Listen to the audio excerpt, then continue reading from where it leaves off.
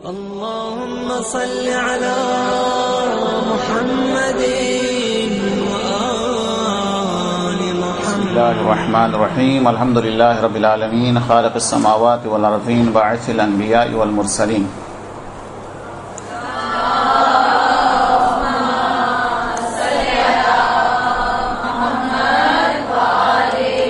ثم الصلاة والسلام على رسول الكريم وعلى أهل بيته الطيبين الطاهرين. أما بعد فقد قال الحكيم في كتابه العظيم بسم الله الرحمن الرحيم ادعوني أستجب لكم.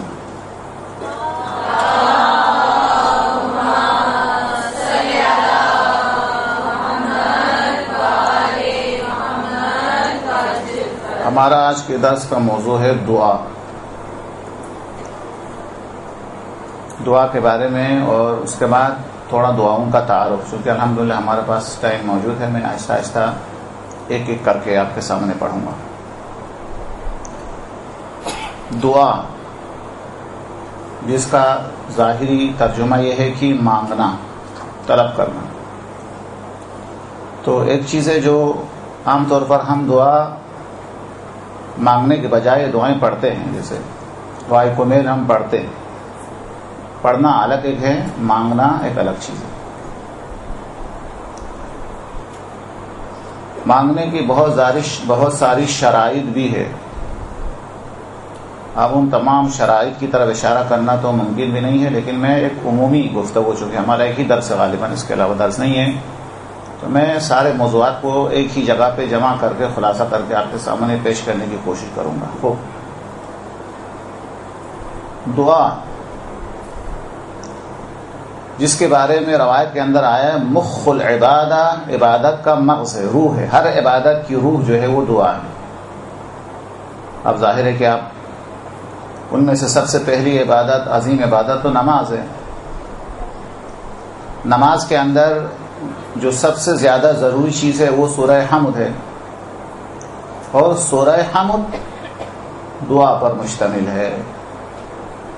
یہ جو ہم کہتے ہیں الحمدللہ رب العالمین الرحمن الرحیم مالک یوم الدین، یہ تو ایسا ہی ہے جیسے کسی کے پاس ہم جاتے ہیں کسی مقصد کو لے کر، تو پہلے سلام کرتے ہیں، خیریت پوچھتے ہیں، اس کے بعد اصل مقصد کو ہم بیان کرتے ہیں. تو یہاں پر بھی بسم اللہ الرحمن الرحیم الحمدللہ رب العالمین الرحمن الرحیم مالک یوم الدین ایاک نعبد و ایاک نستعین، یہ اللہ تبارک و تعالیٰ کی بارگاہ میں حاضر ہونے کے آداب ہے. اصل جس مقصد کے لیے ہم وہاں پہ آئے ہیں وہ ہے اہدنا الصراط المستقیم سے لے کر ولا الضالین تک دعا پر مشتمل ہے. اور اس سورے کے بارے میں اکثر بیان کرتا ہوں، آج دوبارہ بیان کرنے میں کوئی حرج نہیں ہے. یہ سورہ ایسا نہیں ہے کہ ہم نے بنائی ہو، یعنی ہم نے تخلیق کی ہو، یہ ہمارے الفاظ ہو، ایسا نہیں ہے. یہ سورہ وہ ہے جو اللہ تبارک و تعالیٰ نے عرش الہی پر آپ اور ہمارے لیے بنا کے بھیجا ہے. تو اس سورے کی بہت زیادہ فضیلت ہے، بہت زیادہ اہمیت ہے. اس سورے کی مثال بالکل اسی طریقے سے جیسا کہ ہم کسی آدمی کے پاس ہمارا کوئی کام ہے، وہ کہتا ہے درخواست لکھ کے لاؤ، تو ہمیں اطمینان ہوگا کہ ہمارا کام ہوگا. پھر دوسری دفعہ کہتا ہے کہ درخواست جو ہے وہ فلان وقت لے کے آؤ، تو اور اطمینان ہو جاتا ہے. لیکن اگر کوئی صاحب اختیار جس کے ہاتھ میں ہمارا کام ہے، اگر وہ اپنے ہاتھ سے ہماری طرف سے درخواست لکھ کے ہمارے ہاتھ میں تھما دے، یعنی اپنے نام درخواست لکھ دے ہماری طرف سے، ہماری نیابت میں، مثلا صدر مملکت یا بادشاہ وقت ہماری نیابت میں کوئی درخواست اپنے ہاتھ سے لکھے اپنے نام پر، اور ہم سے کہے کہ یہ درخواست جو میں خود لکھ کے دے رہا ہوں اس کو لے کے آپ میرے پاس آ جائیں، تو پھر تو اس میں قبولیت کا کوئی شک ہی باقی نہیں رہتا ہے. سورہ حمد بھی اللہ تبارک و تعالیٰ نے ایک ایسی درخواست ہے جو ہماری طرف سے اللہ نے بنائی ہے، اور اس کے بعد یہ درخواست ہمارے ہاتھ میں دیا ہے اور کہا جب ہمارے پاس کوئی کام ہو تو اس سورے کو لے کے صبح کے وقت آ جاؤ، ظہر کے وقت آ جاؤ، مغرب کے وقت آ جاؤ، ملاقات خصوصی چاہے تو نماز شب کے وقت پہ آ جاؤ. تو یہ سورہ حمد کی ایک اہمیت ہے. تو نماز کے اندر جو سب سے اہم سورہ ہے جس کے بغیر نماز نہیں ہوتی ہے وہ سورہ حمد ہے. سورہ حمد کے اندر اہدنا الصراط المستقیم سے لے کر ولا الضالین تک دعا ہے. دوسری بات، نماز کو عربی کے اندر صلاۃ کہا جاتا ہے. نماز واجب ہونے سے پہلے صلاۃ کا معنی دعا، یعنی لفظ صلاۃ دعا ہی کے معنی میں استعمال ہوتا تھا. یہ دعا کی اہمیت ہے نماز کے حوالے سے. نماز کے بعد آتا ہے روزہ. روزے کے اندر تو ماشاءاللہ کتنی دعائیں تھیں ماہ رمضان کے اندر. سحری کی دعا اتنی طولانی ہے کہ وقت کم ہے، دعا بہت زیادہ طولانی ہے. پھر دن میں اتنی دعائیں ہیں ماہ رمضان میں، دن کے جو ہے مخصوصہ دعا، مشترکہ دعا، اتنی دعائیں ہیں کہ وہ دن کم ہے، دعائیں زیادہ ہیں. اور پھر رات کی جو دعائیں ہیں وہ بھی ایسا ہی ہے، مشترکہ دعائیں، مختصر دعائیں بہت زیادہ ہے. تو ماہ رمضان میں تو روزہ واجب ہے، لیکن روزے کی عبادت بھی، اس کی جو روح بھی، وہ بھی حقیقت میں دعا ہے. اور ماہ رمضان میں بھی آپ نے کثرت سے دعا دیکھی اور ابھی آپ نے بولا بھی نہیں ہو. اب لوگ حج پہ چلے جائیں گے، حج کے اندر بھی اتنی دعائیں ہیں کہ کپڑا جو ہے وہ بدلنا چاہے تو اتارنے کے لیے دعا، حالت احرام میں آنے کے لیے دعا، غسل کرے تو اس کی دعا الگ ہے، احرام پہنتے وقت کی دعا ہے، پہلے چکر میں یہ دعا پڑھے، دوسرے چکر میں یہ دعا پڑھے. عرفات کے اندر بہت ساری دعائیں ہیں. مشکل سے مولا امام حسین علیہ السلام کی دعا پڑھ سکتے ہیں، اس کے علاوہ باقی پڑھنے کا ٹائم ہی نہیں رہتا ہے کہ ظہر سے لے کر مغرب تک ٹائم ہوتا ہے، زوال سے لے کر مغرب تک ٹائم ہوتا ہے. وہ ٹائم مختصر ہے لیکن کیا ہے وہ دعائیں بہت زیادہ ہے. تو حج کے اندر بھی روح جو ہے عبادت ہے. بس تو یہ بہت طولانی آپ کو صرف اشارہ دینا تھا. ہر عبادت کے اندر جو مغز ہے وہ دعا ہے. اب میں دوسرا مطلب کی طرف آتا ہوں. چونکہ ہر عبادت کی روح دعا ہے، اس وجہ سے اللہ تبارک و تعالی نے قرآن کریم کے اندر آدم کی نمازوں کا ذکر نہیں فرمایا ہے، حضرت ابراہیم علیہ السلام کے حج کا ذکر نہیں فرمایا کہ کتنے حج کرتے تھے. تمام انبیاء علیہ السلام کا جن کا ذکر آیا ہے، اللہ نے ان کی دعاؤں کو قرآن کریم کے اندر کیا دی ہے؟ جگہ دے دی ہے. اللہ نے فرمایا کہ آدم ہمیں ان الفاظ سے ہماری بارگاہ میں دعا کرتے تھے، ربنا ظلمنا انفسنا وان لم تغفر لنا. حضرت ابراہیم یہ دعا مانگتے تھے، حضرت ابراہیم یہ دعا مانگ رہے تھے، حضرت اسماعیل یہ دعا مانگ رہے تھے، حضرت عیسیٰ علیہ السلام کی مناجات یہ تھی. اللہ تبارک و تعالیٰ نے انبیاء کی دعاؤں کو نقل فرمایا ہے. جبکہ وہ لوگ ظاہر ہے کہ نماز بھی پڑھتے تھے، روزے بھی رکھتے تھے، حج بھی بہت کرتے تھے، لیکن چونکہ روح ہے عبادت کی جو روح ہے وہ دعا ہے، اس وجہ سے اللہ نے ان کی دعاؤں کو نقل کیا. اس کی شاید ایک وجہ یہ بھی ہے کہ اگر کوئی شخص نماز زیادہ پڑھتا ہے تو دلیل نہیں ہے کہ اس کو معرفت بھی ہو، اس لیے کہ گھر کے اندر سب نماز پڑھتا ہے، اس کو بھی نماز پڑھنے کی عادت ہو گئی. درست ہے. جیسے کہ پیشمام کے بارے میں مزاق کر کے کہتے ہیں کہ بیٹھے بیٹھے کہا ظہر کا وقت ہو گیا ہے. ہاں گاڑی بھی سامنے نہیں ہے، کہ ظہر کا وقت ہو گیا ہے. دوسرے نے کہا آپ کو کیسا پتہ چلا؟ کہا میری پیشانی کو خارج ہو رہی سے پتہ چل جاتا ہے. تو نماز جو ہے کبھی عادت ہو گئی ہے. تو نماز پڑھنے والے کے پاس ضروری نہیں ہے کہ واقعی معنی میں اس کے پاس معرفت بھی ہو. روزہ رکھنا بھی معرفت کی دلیل نہیں ہے. پورا شہر روزہ رکھتا ہے، یہ بھی معرفت کے بغیر روزہ رکھتا ہے. حج بھی معرفت کی دلیل نہیں ہے. سارے پیسے والے حج پہ جاتے ہیں، یہ بھی چلا گیا ہے. باقی عبادات معرفت کے ساتھ بھی ہو سکتی ہے، بغیر معرفت بھی ہو سکتی ہے، سوائے دعا. وہ عبادت ہے جب تک خدا کی معرفت نہ ہو یہ دعا وجود میں ہی نہیں آتی. اصلا جس کو اس کی ذات کا پتہ ہو، اس کے جود و کرم کا علم ہو، وہی دعا مانگیں گے. یعنی یہ دعا ایسی چیز نہیں ہے جو دعا مانگے اور خدا کی معرفت نہ ہو. جس کو جتنی زیادہ معرفت ہوگی وہ اللہ تبارک و تعالیٰ سے اسی انداز میں کیا کریں گے؟ دعا مانگیں گے، مناجات کریں گے، اللہ تبارک و تعالیٰ سے ہم کلام ہونے کی کوشش کریں گے. تو دعا معرفت کی دلیل ہے، معرفت کا کمال ہے خدا کی بارگاہ میں ہاتھ پھیلانا. اچھا، اسی وجہ سے اللہ تبارک و تعالیٰ نے ہمیں صرف دعا مانگنے کا حکم نہیں دیا ہے. اور یہ الگ ایک گفتگو ہے کہ ہم اللہ تبارک و تعالیٰ کی مخلوق ہے. اگر آپ عام غلام کو دیکھیں تو عام غلام، جیسے کہ غلام کا قصہ ہے، اس کو خرید کے لایا مولا نے اور غلام سے سوال کیا بتاؤ تمہیں کس قسم کا کھانا پسند ہے؟ تو غلام کیا کہتا ہے؟ چونکہ باادب غلام تھا، کہتے ہیں آپ آقا ہے، میں آپ کا غلام ہوں، میری کیا مجال ہے میں اپنی پسند بیان کروں؟ جو آپ کھلا دے وہی میرے لیے بہتر ہے. غلام کو حق یہ نہیں ہے کہ کہہ دے کہ یہ کھانا مجھے نہیں چاہیے، یہ چاہیے. کہا تمہیں کون سا لباس پسند ہے؟ کہا میں تو غلام ہوں اور آپ آقا ہیں، آقا کی مرضی ہے جو لباس مجھے پہنا دے۔ جگہ کے بارے میں پوچھا، کہا جہاں مولا بٹھا دے وہی جگہ میرے لیے بہتر ہے۔ تو یہ ہوتا ہے جیسے عام آقا اور مولا میں یہ رشتہ ہوتا ہے کہ جو غلام ہے اس کو یہ حق نہیں ہے وہ یہ کہہ دے کہ مجھے یہ نہیں چاہیے، مجھے یہ چاہیے، وہ حق نہیں رکھتا ہے۔ اللہ تبارک و تعالی کتنا کریم ہے، وہ ہمارا خالق بھی ہے، وہ ہمارا مولا بھی ہے، وہ ہمارا آقا بھی ہے، اس کے باوجود اس کی عطا سے زیادہ مانگنا کسی اور کی بارگاہ میں بے ادبی ہے، لیکن اللہ تبارک و تعالیٰ نے ہمیں دعا مانگنے کی اجازت مرحمت فرمائی ہے۔ یہ خود ایک بہت بڑی نعمت ہے۔ کیا کہا سمجھ میں آیا میں نے؟ ہاں، یہ اللہ تبارک و تعالیٰ نے جو مانگنے کی جو اجازت دی ہے، یہ اجازت خود ایک بہت بڑی نعمت ہے۔ اور چوتھے امام تو فرماتے ہیں کہ خدایا تو اتنا عظیم ہے، اللہم صلی علی محمد وآل محمد، تو اتنا عظیم ہے، میں اتنا حقیر ہوں، خدایا یہ تیرا احسان ہے کہ تو نے اپنے نام لینے کی اجازت مجھے مرحمت فرمائی ہے۔ ہم اتنا حقیر ہے، وہ اتنا عظیم ہے، اس کا نام لینے کی اجازت خدا کی طرف، جو خدا کی معرفت رکھنے والے اس طریقے سے مناجات کرتے ہیں کہ جو تو نے اپنے نام لینے کی مجھے اجازت مرحمت فرمائی ہے، یہ خود ایک نعمت ہے۔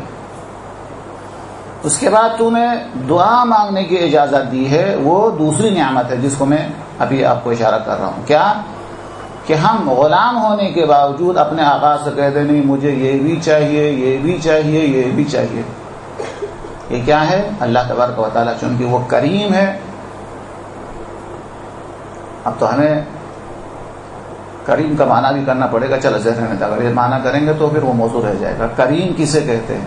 یہ خود ایک مستقل ہے۔ یا کریم تو ہم پڑھتے ہیں، لیکن کریم کا معنی کیا ہے؟ خود اب ٹائم ہو گیا تو بیچ میں انشاءاللہ بیان کروں گا۔ تو خلاصہ کلام یہ ہوا کہ اللہ تبارک و تعالیٰ نے جو ہمیں دعا مانگنے کا جو حکم دیا ہے، اجازت مرحمت فرمائی ہے، یہ خود ایک نعمت۔ نام لینے کی اجازت دی ہے، وہ خود ایک نعمت۔ مانگنے کا جو حکم دیا ہے وہ ایک نعمت۔ پھر دعا کا جملہ یہ ہے کہ اللہ تبارک و تعالیٰ نے فقط مانگنے کی اجازت نہیں دی ہے، بلکہ دعا مانگنے کو عبادت کا درجہ دیا ہے۔ اللہم صلی اللہ علیہ وسلم۔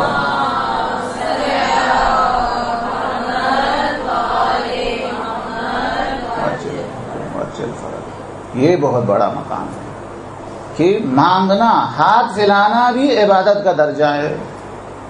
مانگنے کی اجازت ایک نعمت ہے، لیکن کریم وہ ہے، چلو کریم کا معنی کر ہی لوں۔ کریم کے بہت سارے معنی ہیں، ان معنی میں سے ایک یہ ہے کہ کریم اس ذات کو کہا جاتا ہے کہ جس سے انسان بھاگ جاتا ہے، گستاخی کرتا ہے، بھاگ جاتا ہے، اور بھاگنے کے بعد دوبارہ واپس آ کے معافی مانگے تو معاف کرنا نہیں، کریم اسے کہا جاتا ہے وہ توبہ کرنے والے کو صرف معاف نہیں کرتا بلکہ ان اللہ یحب التوابین، یہ توبہ کرنے کے لیے آیا ہے، اللہ تبارک و تعالی اس کو اپنا دوست بنا دیتا ہے۔ یہ ہے کریم۔ کریم کا مطلب یہ ہے کہ جو غلطی کر کے جو چلا جاتا ہے، نہ فقط غلطیوں سے درگزر کرتا ہے بلکہ کہتا ہے ان اللہ یحب التوابین، تو توبہ کرنے کے لیے آیا ہے، میں تجھ سے محبت کرتا ہوں۔ یہ کریم ہوتا ہے۔ کریم کا مطلب یہ ہے۔ تو اللہ تبارک و تعالی نے جو دعا کا حکم دیا ہے وہ ایک نعمت، اور نہ فقط دعا، اللہ تبارک و تعالی نے دعا مانگنے کو کیا دیا ہے؟ عبادت کا درجہ دیا ہے۔ یہ خود ایک عبادت ہے، اور کتنی بڑی عبادت ہے حدیث کے اندر کہ امام جعفر صادق صلوات اللہ وسلام علیہ صلی اللہ محمد وآلہ وسلم،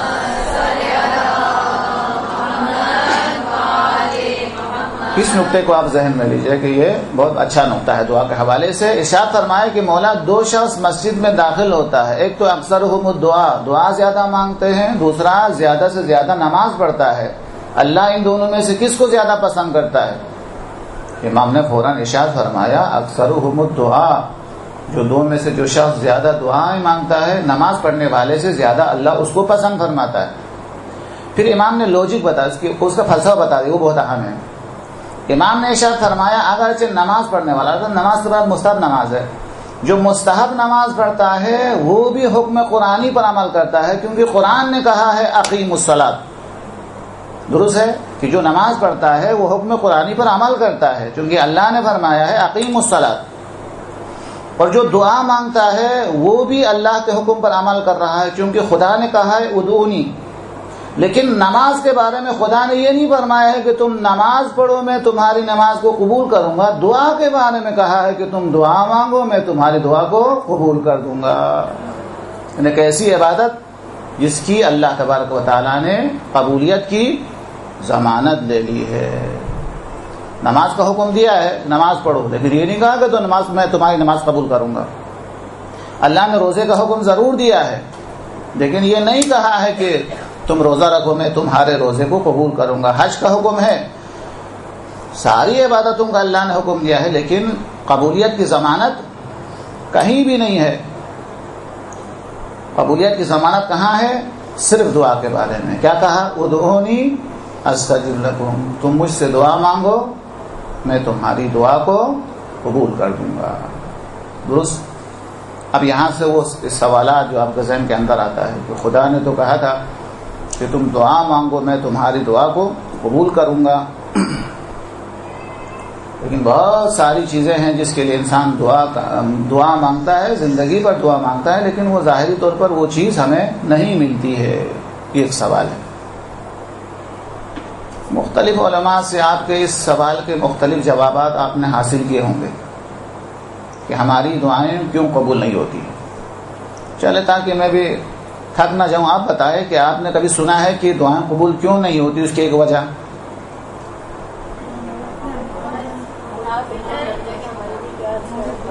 چلے، خدا بہتر جانتا ہے کہ ہمارے لیے کیا بہتر ہے، اس کو نوٹ کر لیا۔ اور کوئی؟ جی، رزق حرام کھانا، ٹھیک ہے، اور ہمارے گناہ۔ چلے اب بہت زیادہ ہو جائیں گے، پھر یہ 3 کو رکھ دیں۔ اچھا، ہمارے گناہ ہماری دعاؤں کی قبولیت میں مانے ہیں یا کس میں مانے ہیں؟ یہ تو ہے، لیکن میں تھوڑے سے اختلاف کروں گا کہ ہماری دعائیں ہماری دعا کی قبولیت میں مانے ہیں۔ قبولیت کی بات ہو رہی تھی۔ ہمارے گناہ دعا کی قبولیت میں مانے نہیں ہے۔ ہمارے گناہ ہماری دعاؤں کو سینے کے اندر قید کرنے کے معنی۔ دو چیزیں الگ الگ ہیں۔ جیسے دعا کمیل کے اندر کیا کہتے ہیں؟ اللہم اغفر لی الذنوب التی تحبس الدعاء۔ کیا ترجمہ ہے؟ تو عام طور پر یہ ترجمہ کیا جاتا ہے کہ میرے وہ گناہ معاف کر دے جس کی وجہ سے دعائیں قبول نہیں ہوتی ہے نا۔ شاید صحیح ہو وہ بھی، لیکن حبس کا معنی ہے، حبس ہم بھی کہتے ہیں نا، جیسے آج حبس ہے زیادہ۔ حبس کا کیا مطلب ہے؟ دب جانا۔ خدایا میرے وہ گناہ معاف کر دیجئے جن گناہوں کی وجہ سے دعائیں سینے کے اندر حبس ہو جاتی ہے، زبان پہ نہیں آتی ہے، یعنی دعا کی توفیق سلب ہو جاتی ہے۔ کہتے ہیں کہ پیپر تو خراب ہو گیا ہے، دعا کرنے کا کیا فائدہ؟ یہ گناہوں کی وجہ سے پیپر تو میرا خراب ہو گیا، اب دعا کرنے کیا فائدہ ہو؟ یہ کیا ہے؟ گناہوں کی وجہ سے۔ جب گناہ انسان سے سرزد ہو جاتا ہے تو اس کے سینے کے اندر، اس کے دل کے اوپر مہر لگ جاتی ہے، وہ دعائیں نکلتی ہی نہیں اصل میں۔ گناہوں کا یہ اثر ہوتا ہے۔ اسی طریقے سے کہ دعائے کمیل کی محفل کے اندر وہ بیٹھا ہوا ہے، سارے لوگ دعائیں بھی پڑھ رہے ہیں، وہ آگے بڑھ رہے ہیں، اس کی زبان اس کے ساتھ نہیں دے رہی ہے۔ یہ ہے تحبس الدعاء، یہ ہے دعاؤں کو حبس کرنا، کہ میرے وہ گناہ جس کی وجہ سے دل ساتھ نہیں دیتا، زبان ساتھ نہیں دیتی ہے۔ توبہ کرنے والے توبہ کر کے آگے نکل جاتے، یہ وہیں کے وہیں رہ جاتا ہے۔ ہاں، سارے لوگ دعائیں زور زور سے دعائیں مانگ رہے ہیں، یہ کچھ بھی نہیں، ایسا ہی بیٹھا ہوا آرام سے۔ تو گناہ بھی ہماری دعاؤں کے اندر معنی تو ہے، اور قبولیت کے بارے میں بھی معنی ہو سکتا ہے کہ ہمارے گناہ معنی بنتا ہو، لیکن اصل جو معنی بنتا ہے، جو خطرناک بھی ہے، وہ یہ ہے کہ وہ گناہ جس کی وجہ سے دعائیں ہمارے سینے کے اندر حبس ہو جاتی ہے، قید ہو جاتی ہے، دعائیں باہر آتی ہی نہیں ہے، وہ دعا مانگنے کی توفیق ہی نہیں ہوتی اصل میں۔ یہ خطرناک ہے دیگے، یہ کیا ہے؟ خطرناک ہے۔ دعائے ابو حمزہ کے اندر یہ جملہ موجود ہے کہ جس میں اسی مطلب کی طرف اشارہ کیا ہے. کس مطلب کی طرف؟ جیسے میں آج بتا رہا ہوں کہ خدا نماز پڑھنا چاہتا ہوں، نماز کے اندر میرے خیالات قابو میں نہیں رہتا. ہاں اسی طریقے سے توبہ کرنے والوں میں کی محفل میں بیٹھ جاتا ہوں، توبہ کر کے باقی لوگ آگے نکل جاتے ہیں، میں وہیں کے وہیں رہ جاتا. پھر اس کے بعد امام علیہ السلام نے اس کا اسباب بیان فرمایا ہے. ان میں سے پہلا سبب دعائے ابو حمزہ، خدایا شاید تو نے اپنی بارگاہ گناہوں کی وجہ سے شاید تو نے مجھے اپنی بارگاہ سے شاید نکال دیا ہے. کتنا خطرناک ہے. یعنی دعاؤں کے اندر، مناجات کے اندر لذت نہ آنا. فرماتے ہیں کہ شاید وہ تو امام کی حالت نہیں، ہماری حالت ہے، یہ مریض کی حالت ہے. یہ کہ وہ سمجھ رہا ہے کہ میں خدا کی بارگاہ میں ہوں، خدا نے تو اس کو کب سے بارگاہ سے نکال چکا ہے. شاید تو نے مجھے اپنی بارگاہ سے نکال دیا ہے، شاید تو نے عبادت کے عظیم مرتبے سے مجھے شاید گرا دیا ہے. درست، جھوٹے لوگوں میں سے میرا اٹھنا بیٹھنا شاید انہی میں سے قرار دیا ہے. کیا کیا ہے، کیا کیا ہے؟ یہ جملہ بہت اہم ہے کہ اگر کسی شب جمعہ میں یا کسی عظیم رات کے اندر اس جملے کو بھی نا اپنی زبان کے اندر بھی دہراتے رہے تو میں سمجھتا ہوں بہت بڑی بات ہے کہ خدا شاید اسی وجہ سے، اس وجہ سے ہے. اس کے بعد فرماتے کہ شاید پروردگار شاید تو میری آواز کو سننا ہی پسند نہیں کرتا. شاید اتنا برا ہو گیا ہوں کہ تو میری آواز کو سننا نہیں چاہتا ہے. تو انسان کبھی ایسا گناہ کرتا ہے، اس گناہ کی وجہ سے اللہ اس کی آواز کو سننا نہیں چاہتا ہے، دعا کی توفیق اس سے سلب کرتا ہے، اس کے زبان کے اوپر خدا مہر لگا دیتا ہے، دل کے اوپر مہر لگا دیتا ہے، اور اس دعا کا مصداق بنتا ہے اللہم اغفر لی الذنوب التی تحبس الدعاء. دعا کے لیے تو سینہ کا کھل جانا ضروری ہے، زبان کھل جائے تو دعا مانگے. تو ایک تو یہ ہوا کہ ہماری دعا کی قبولیت بولے یا دعا کی توفیق سلب ہونے کے لیے ہمارے گناہ مؤثر ہے، ہمارے گناہوں کی وجہ سے یہ چیزیں ہوتی ہیں. دوسرا کیا فرمایا آپ نے؟ غزہ کو رہنے دو. اس طرح جزیات میں جاؤں تو پھر میں دوسرا سبب آپ نے اشارہ فرمایا کہ خدا کو ہماری مصلحت کا زیادہ پتہ ہے.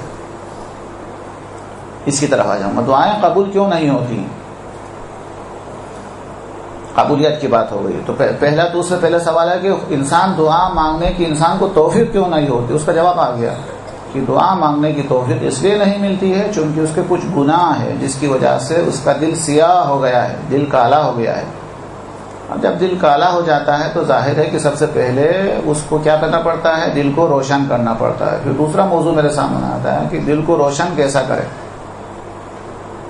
ہاں اس کی طرف اشارہ کروں تھوڑا سا اس موضوع کے اوپر. پہلا سوال ہمارا یہ ہوا کہ دعا مانگنے کی توفیق کیوں نہیں ہوتی. جواب یہ ہوا کہ ہمارے کچھ گناہ ایسے ہوتے ہیں جس کی وجہ سے گناہ کی وجہ سے ہمارا دل سیاہ ہو جاتا ہے، تاریک ہو جاتا ہے. اس وجہ سے ہم دعا ذکر ان چیزوں سے پیچھے ہٹ جاتے ہیں. یہ سوال ہوتا ہے پھر اس مردہ دل کو کیسا زندہ کریں گے، اس کے اندر روشنی کیسے ملے گی. مولا کا ایک خطبہ ہے، اس کا خلاصہ بیان کرتا ہوں. مولا فرماتے ہیں کہ اگر دل سیاہ ہو گیا ہے تو اپنے آپ کو پھیلاؤ، اپنے آپ کو آگے بڑھا دو، پیچھے کی طرف لے جاؤ.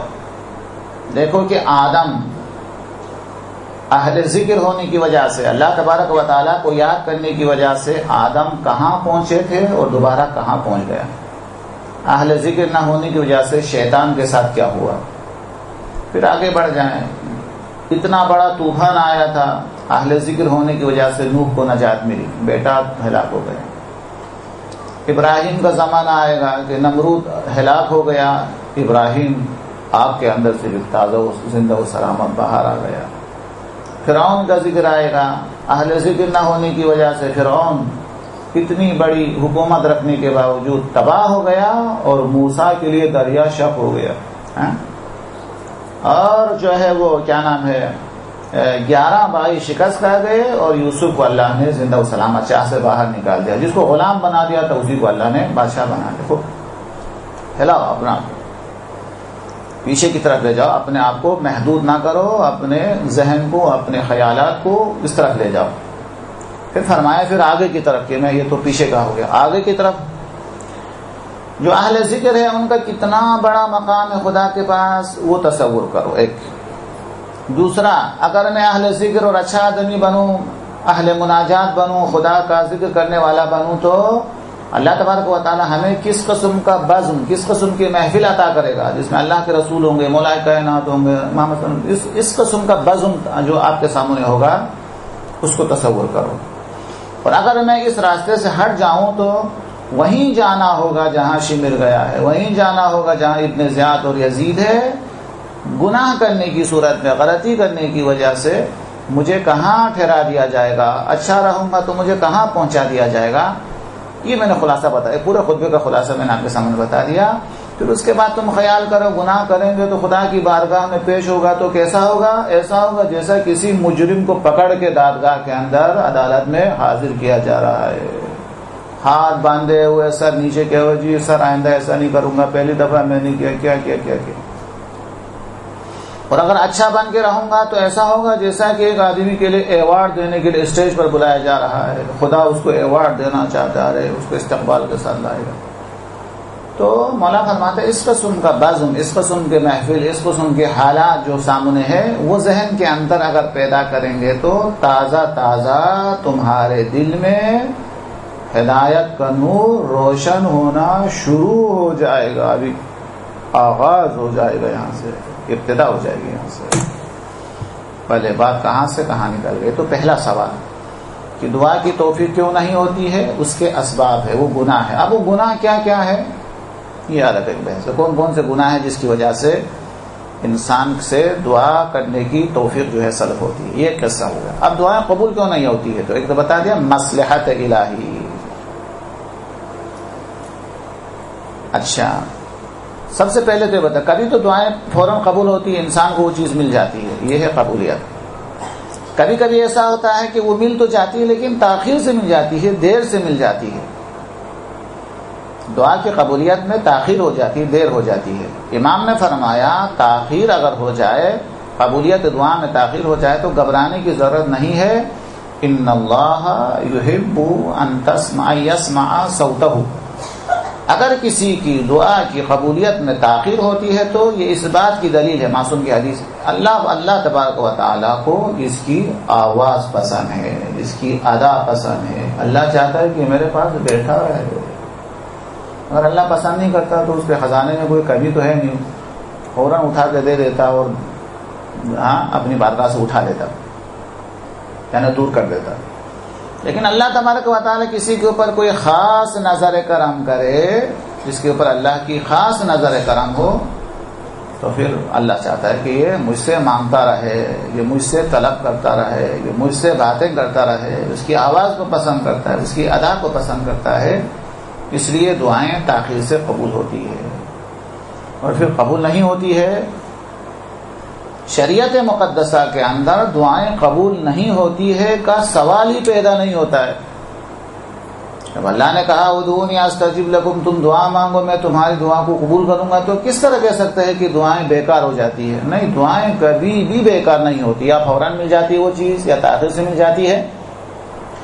لیکن اگر وہ چیز دنیا کے اندر اگر اسے نہ بھی ملے تو یہ اس بات کی دلیل ہے کہ ہم نادان جاہل ہے، ہم سمجھ رہے کہ یہ ہمارے لیے بہتر ہے. اللہ کو پتا ہے کہ یہ بہتر نہیں ہے، ہماری مصلحت میں اللہ تبارک و تعالیٰ وہ چیز ہمیں نہیں دیتا ہے. پھر دعا جو ہے رد کس طرح نہیں ہوئی؟ قیامت کے دن اللہ تبارک و تعالیٰ انسان کو بہت سارا ثواب دے گا، اجر دے گا.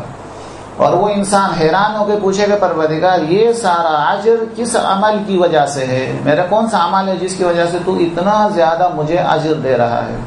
تو اللہ کی طرف سے آواز آئے گی تو نے فلان فلان چیز کے لیے، دنیاوی چیزیں، فلان فلان فلان چیزوں کے لیے تو نے ہم سے دعا کی تھی، وہ دینا تمہارے لیے مصلحت کے خلاف تھا، اس لیے ہم نے اس کے بدلے میں تجھے اجر تمہیں دے رہے.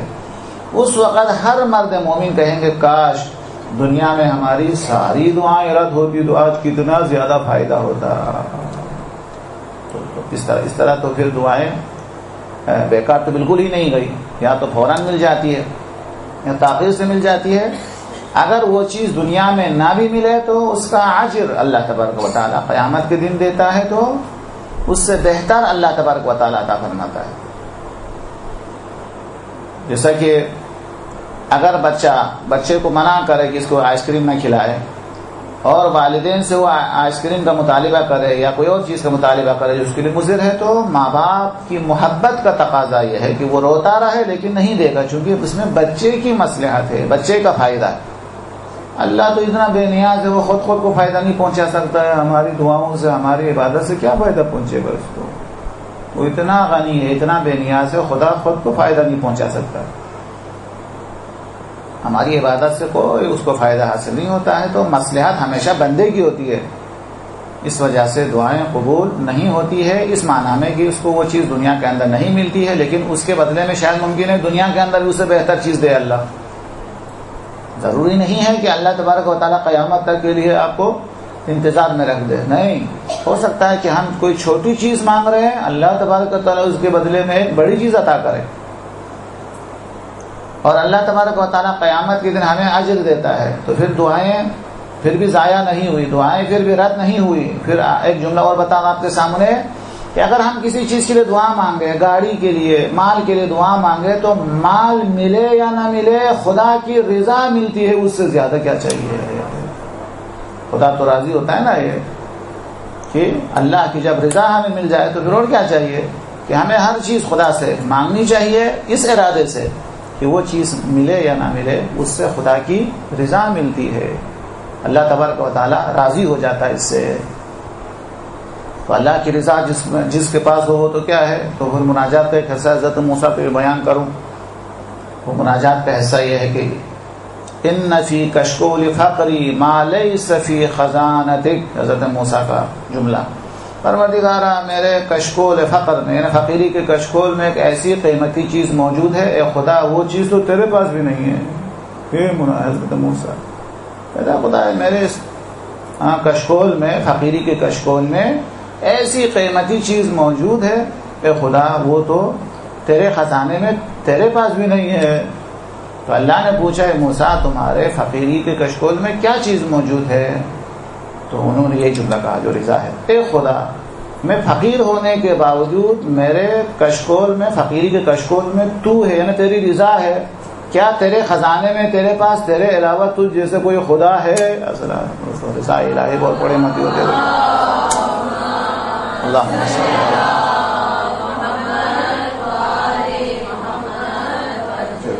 جب آپ کو یہ جملہ اچھا لگا تو بلا نا آواز اللہ پڑھنا چاہیے گا،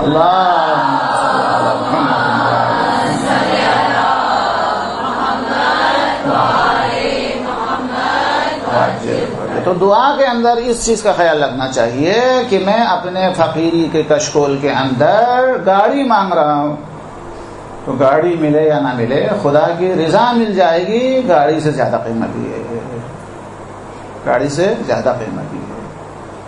اسی موضوع پر اتنے سارے واقعات میرے ذہن میں آ رہے، کوئی کہہ رہے مجھے سنا، کوئی کہہ رہے مجھے سنا، اس کو دبا رہا ہوں میں، ٹائم نہیں ہوتے کہ اچھا جناب۔ تو دعائیں رد نہیں ہوتی ہے، دعائیں ہمیشہ اس کا جو ہے وہ مل جاتا ہے، اجر مل جاتا ہے، خدا کی رضا مل جاتی ہے، ثواب مل جاتا ہے۔ اچھا یہ ساری باتیں تو ایک چرب ہے، لیکن پھر بھی کچھ چیزیں ایسی ہوتی ہے کہ لوگ جو ہے وہ نہیں کرتے ہے کہ ہاں یہ روایت میں تو ہے، یہ پتہ نہیں، پھر بھی ذہن میں خیال رہتے پتہ نہیں ملے نہ ملے۔ ہاں جیسا کہ وہ محسن قراتی کا ہے کہ ایک نے پوچھا کہ بھائی تم لوگ جو دینی طالب علم جو پڑھتے ہیں آپ کا کھانے پینے کا کیا ہوتا ہے؟ انہوں نے آیت سنا دی، بھائی اللہ فرماتا ہے کہ جو بھی زمین پر چلنے والا ہے اس کا رزق میرے ذمہ ہے۔ کہا وہ تو ہے لیکن پھر بھی شک ہو رہا ہے اس کو، پھر بھی تم لوگ کیسے گزارا کرتے ہو؟ حدیثیں سنا دی، کہا یہ بھی ٹھیک ہے وہ اپنی جگہ پر ہے، لیکن پھر بھی آپ لوگ کس طریقے سے کھاتے پیتے ہیں؟ تو آیتیں سنا کے، حدیث سنا کے یقین نہیں آتا، بعد میں کہتے نہیں اصل میں ایسا ہوتا ہے کہ جو بھی مولانا ہوتا نماز پڑھاتا ہے ان کو پتہ نہیں باہر کا کوئی NGO ہے وہ $1000 جو ہے مہینے کا دیتے رہا، ہاں یہ ہوگا ہی نا بات اصلی، ہاں اس پہ یقین آ گئی تھی، ہاں یہ ہے اصلی بات۔ تو آیات پر یقین نہیں، احادیث پر یقین نہیں ہے، اور ایک NGO کا نام لے کے کہا وہ ہر مولوی کو $1000 دیتا ہے، کہتے ہاں یہ ہوگا ہی نا بات، اس پر یقین ہو گیا، پھر خاموش ہو گیا۔ تو یہاں پر بھی ایسا ہے کہ دعا کی قبولیت کے بارے میں یہ ممکن ہے ہم میں سے کچھ مریض ہو جو ان کو یہ جوابات اچھے نہ لگے، اس لیے میں آیت اللہ طباطبائی کا جواب جو عقلی جواب ہے وہ بھی آپ کے سامنے بیان کرتا ہوں، شاید آپ کو اچھا لگے۔ دعائیں قبول کیوں نہیں ہوتی؟ وہ چیز جو ہم مانگتے ہیں وہ کیوں نہیں ملتی ہے؟ تو ایک عقلی دلیل بھی ہے کہ اللہ کا وعدہ ہے کہ دعائیں قبول ہوگی، جو چیز مانگے تمہیں دی جائے گی، پھر بھی دعائیں قبول نہیں ہوتی، وہ چیز نہیں ملتی، اس کا سبب کیا ہے؟ ایک طرف تو خدا کا وعدہ، ایک طرف سے زندگی پر اولاد کی دعا، اولاد نہ ملنا، گھر کے بارے میں دعا اور گھر نہ ملنا، ہاں مال کے بارے میں دعا کرتا رہتا ہے، مال کا نہ ملنا، ایک طرف خدا کا وعدہ اور ایک طرح کی چیزیں ہم مانگتے رہتے زندگی پر، وہ چیز نہیں ملتی ہے. کیا وجہ ہے؟ ایک عقلی دلیل، ایک فلسفی جوابات. آیت اللہ طباطبائی فرماتے ہیں اس کی ایک وجہ یہ ہے کہ خدا کا وعدہ اپنی جگہ پر اور ہمارا ملنا اور دعا مانگنے کا یہ دو جگہ ہے. مثلا میں 2 مثال میں فٹ کرتا ہوں اس کے جوابات کو. اس آدمی کے پاس اولاد نہیں ہے، بیٹا نہیں ہے، یہ زندگی پر دعا مانگ رہا ہے کہ خدا اس کو دیا ہے مجھے بھی دے دے. درست ہے، مثال دے دے، کہتا ہے اس کو دیا ہے مجھے بھی دے دے، اولاد دے دے، تو زندگی پر دعا مانگتا رہتا ہے. یہ دعا ہے اولاد کے لیے، ظاہراً اس کو اولاد نہیں ملی. اچھا اس سے پوچھے کہ تمہاری اولاد تو نہیں ہے، تمہارا بیٹا تو نہیں ہے، لیکن بتاؤ تم دعا کس مقصد کے لیے مانگ رہے ہو؟ بیٹا دے دے تو کہہ رہے کہ یہ بیٹا جو تم جس مقصد کے لیے مانگ رہے ہو وہ مقصد کیا ہے؟ اب اس کے بعد وہ متوجہ ہوگا. پہلے تو صرف بیٹا دے دے بول رہے. اب جو یہ کہہ دے گا کہ مجھے تمہیں بیٹا لا کے کیا کرنا ہے، اللہ سے بیٹا حاصل کر کے کیا کرنا ہے، تو وہ اپنے خیالات کو بیان کرے گا کہ بیٹا ہوگا تو اس کو میں اچھی اسکول میں ڈال دوں گا اور اس کے بعد وہ بڑا پڑھا لکھا بنے گا اور میرا نام روشن کرے گا. اچھا یہ خیال ہے. پھر کیا ہوگا؟ جب میں بوڑھا ہو جاؤں گا، چلنے پھرنے کے قابل نہیں رہوں گا، تو یہ بچہ میرا خیال رکھے گا. اچھا ٹھیک ہے بھائی، اچھی بات، اس لیے بیٹا چاہیے آپ کو. ہاں جب میں مر جاؤں گا میرے اعمال کے اندر یہ نیک اعمال میں یہ اضافہ کرے گا، یہی مقصد ہوتا ہے. لیکن وہ دعا مانگتے وقت یہ دعا نہیں مانگ رہے، وہ تو کہتے بیٹا چاہیے بس. دوسروں کا ہے، میرے پاس کیوں نہیں ہے، بیٹا دے دے. بیٹا کیوں مانگ رہا ہے؟ اس کے مقاصد یہ ہوتے ہیں کہ پڑھا لکھا بنے، میرا نام روشن کرے، بڑھاپے میں میرا سہارا بنے، مرنے کے بعد مجھے ثواب پہنچا دے. اچھا یہ ہے خیالات، یہ واقع نہیں ہے، یہ اس کے خیالات اور تصورات ہے. اور اگر اللہ تبارک و تعالیٰ اس کے سامنے حجاب ہٹا دے، ٹھیک ہے آپ کو بیٹا تو ملے گا، یہ بیٹا ہوگا، یہ تمہارا نام روشن کرنے کے بجائے تمہیں تو بدنام کرے گا یہ. اچھا بڑھاپے کے اندر تمہارا خیال رکھنے کے بجائے اٹھا کے کہیں اور پھینک دے گا تمہیں. اچھا یہ ہوگا. مرنے کے بعد ثواب پہنچانے کے بجائے یہ تمہیں مزید تمہارے سزا میں اضافہ کرے گا. وہ حقائق ہے کہ حجاب ہٹانے کے بعد یہ چیزیں اگر اس کے سامنے آ جائے کہ جو کہہ رہا تھا کہ مجھے بیٹا دے دے، جب پتہ چلے گا کہ بیٹا تو ملے گا تو وہ بیٹا مجھے بدنام کرے گا، وہ بیٹا مجھے بڑھاپے میں سہارا دینے کے بجائے اذیت دے گا، قبر کے اندر مجھے میری سزا میں اضافہ کرے گا. جب یہ اس کے سامنے اگر حجاب ہٹ جاتا تو یہی آدم یہی کہتے کہ مجھے اولاد نہ دے، مجھے بیٹا نہیں چاہیے. تو خدا کا جو وعدہ ہے وہ حقائق پر ہے. بندے کو فائدہ ہے تو آپ کے دعا کرنے سے نہیں، دعا کے ساتھ ساتھ آپ کے اندر وہ صلاحیت ہے جو بیٹے کو پڑھا لکھا بنا سکے. آپ کے اندر صلاحیت ہے کہ بیٹے کو اس دور کے اندر سیدھے راستے کے اوپر رکھ سکے. ہو سکتا ہے میری اندر صلاحیت نہیں ہے، ہو سکتا ہے کہ میرے اندر تو صلاحیت ہے لیکن معاشرہ اتنا خراب ہے کہ وہ بیٹے کو خراب کیے بغیر نہیں رکھے گا، تو پھر بیٹا تو ملے گا. یا میری کوتاہی کی وجہ سے بیٹا خراب ہوگا، یا معاشرے کی وجہ سے بیٹا خراب ہوگا، جس کی وجہ سے جس مقصد کے لیے میں اللہ سے دعا مانگ رہا ہوں وہ مقصد تو حاصل نہیں ہوگا. اسی طریقے سے ایک آدمی مال کے بارے میں دعا مانگ رہے، خدایا مال چاہیے، ٹھیک ہے تمہیں مال تو ملے گا، لیکن اگر جب مال ملے گا تو کیا تم کیوں دعا مانگ رہے ہو مال کے لیے؟ تاکہ میں سکون سے بیٹھوں. اللہ حجاب ہٹا کے دیکھیں، مال تو تمہیں ملے گا لیکن سکون نصیب نہیں ہوگا. نہ تم بچے کو اسکول بھیج سکو گے، نہ تم خود بغیر گارڈ کے گھوم سکو گے. کیا ہوگا تمہارے رشتہ دار خود تمہارے. میرے پاس کیس موجود ہے کہ اس کے سکے ماموں نے جو ہے اس کو جو ہے ماموں نے اس کو کیا بولتے ہیں، بھتیجا، بھانجا، اس کو قتل کر کے امریکہ لندن کے اندر بھانجے کو قتل کر کے جلا کے کچرے میں پھینک دیا تھا ڈالر کے خاطر. ماموں نے 2-3 ماموں مل کے.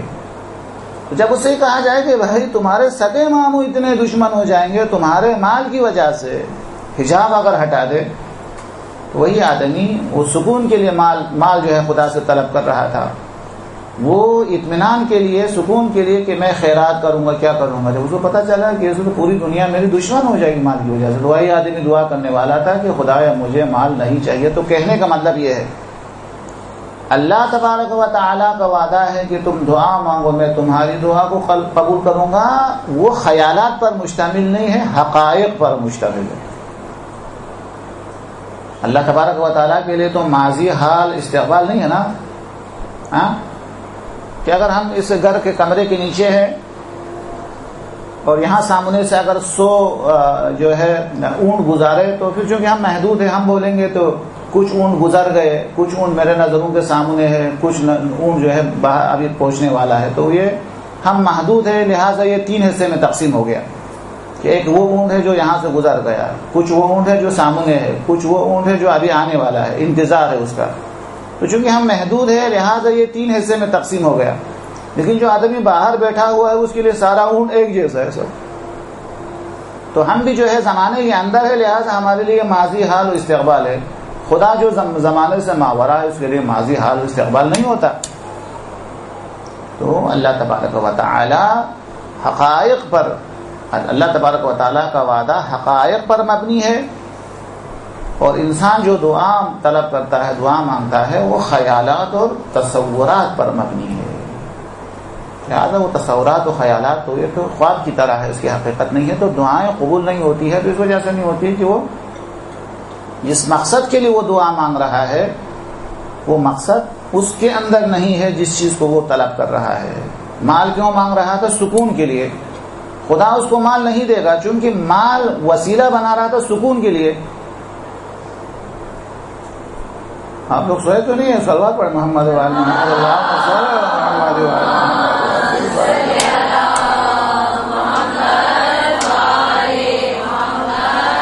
اولاد کے لیے دعا حقیقت میں سکون ہو، اطمینان ہو، میرا خیال رکھنا، اجر میں اضافہ کرنا، یہ مقصد ہے. تو اولاد منزل نہیں ہے، اولاد وسیلہ ہے. مقصد ہے، مقصد تو ہمارا سکون حاصل کرنا، نام روشن کرنا، اور جو ہے خدمت کرنا، اجر، یہ ہمارا مقصد ہے. انسان دعا مانگ رہا ہے اولاد کے بارے میں، بیٹے کے بارے میں. مقصد جو ہے وہ یہ چیزیں ہیں. جب وہ مقصد ہی نہیں ہے تو پھر بیٹا کے کیا کریں گے؟ وہ اللہ تبارک و تعالیٰ سے مال طلب کر رہا ہے، دعا مانگ رہا ہے تاکہ سکون ملے. بعد میں پتا چلا وہی مال جو سکون کے لیے وہ مانگ رہا تھا وہی بے سکونی کا کیا بنے گا؟ جی سبب بنے گا. تو یہ دعائیں رد نہیں ہوئی. پھر دعائیں رد نہیں ہوئی. تمہیں مال نہیں چاہیے تھا، تمہیں سکون چاہیے تھا. مال کا نام لیا، مقصد تو سکون ہے. تو پھر مال میں سکون نہیں ہے تو مال کیوں ملے گا؟ مال نہیں ملے گا، آپ کو سکون ہی ملے گا. مال نہیں ملے گا، اس کے بجائے سکون ملے گا. تو دعا تو قبول ہو گئی نا. پھر مال ہم مانگ رہے تھے تاکہ سکون ملے. تو اگر اللہ ہمیں مال دیتا تو سکون ہی چھن جاتا. تو پھر تو یہ الٹا ہو گیا. اس لیے وہ جو وسیلہ ہے مال ہے وہ نہیں دیتا ہے، سکون ہی دیتا ہے الٹا ڈائریکٹ. تو یہ دعائیں رد نہیں ہوتی ہے. دعائیں اگر طریقے سے اگر مانگے تو وہ دعائیں کبھی رد نہیں ہوتی. تو یہ ہوا کہ دعائیں کیوں قبول نہیں ہوتی ہے، دعائیں کیوں رد نہیں ہوتی ہے، دعائیں جو ہے کیوں قبول نہیں ہوتی ہے. اس کے لیے مختلف جوابات آپ کے سامنے بیان کرنے کی کوشش کی. شاید ایک نہیں تو ذہن کے اندر آپ آ جائے گا کہ یہ جوابات ہے، اور بھی ہزاروں جوابات اور بھی ہے. تو دعائیں قبول ہوتی جاتی ہے اصل. اب آتے ہیں، میں دوسرا مطلب کی طرف آتا ہوں یا تیسرے مطلب کی طرف آتا ہوں. ابھی جو ہم دعا مانگتے ہیں وہ دعا نہیں ہے، مذاق ہے. یہ دعا ہے کوئی جو ہم مانگتے ہیں؟ دعا کیا ہے؟